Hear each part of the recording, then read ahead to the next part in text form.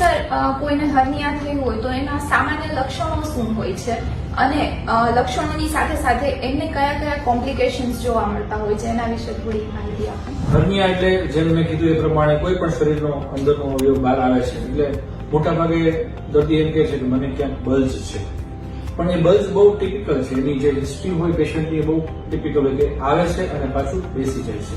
Initially એવું હોય કે જાતે બહાર આવે, ઉભા હોય ત્યારે બહાર આવે, ખાંસી કરે ત્યારે બહાર આવે અને પછી પોતે જાતે જ અંદર બેસી જાય. પણ ધીમે ધીમે જયારે એ પ્રોગ્રેસ થઈ જાય ત્યારે પછી શું થાય કે પેશન્ટને પોતે જાતે એને બેસાડવું પડે, અંદર બેસાડવું પડે. રોટીની સારણગાંઠ હોય તો પોતે પેશન્ટ મેન્યુવર કરે અને પછી એ બેસી જાય. એવી રીતે પેડુમાં હોય તો પણ એવી રીતે એને એક મેથડ એને બનાવી લીધી હોય અને પછી ધીમે ધીમે આ એક હોય. ઘણી વાર એમાં એને દુખાવો થાય એટલે શું થાય તો કે એ જયારે અંદર ભરાઈ જાય ત્યારે એને એકદમ પેઇન થાય, ડિસ્કમ્ફર્ટ થાય.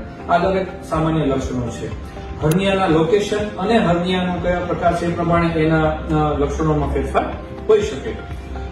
હવે જયારે એ એડવાન્સ સ્ટેજ આવે ત્યારે શું થાય તો કે એની સાઇઝ ખૂબ મોટી થઈ જાય. એની અંદરમાં આંતરડા જે છે, આપણા ચરબીનો પડ છે, એ બધી વસ્તુઓ બહાર આવતી થઈ છે અને એ અંદરમાં એકબીજા સાથે ચોંટી જાય. ઘણીવાર એવું પણ થાય કે એકવાર બહાર આવ્યા પછી અંદર ન જાય, એને આપણે ઇરિડ્યુસિબલ હર્નિયા કહીએ. એક જાતનું કોમ્પ્લિકેશન્સ કહેવાય.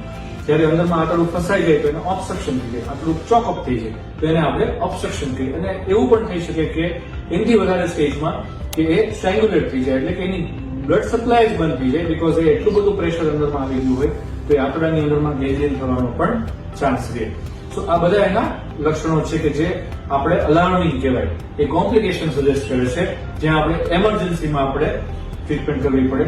પેલા કેસીસની અંદરમાં જયારે સામાન્ય લક્ષણો હોય ત્યારે આપણે એને ઇલેક્ટિવ સર્જરી અથવા ઇલેક્ટિવ ટ્રીટમેન્ટ માટે જઈશું.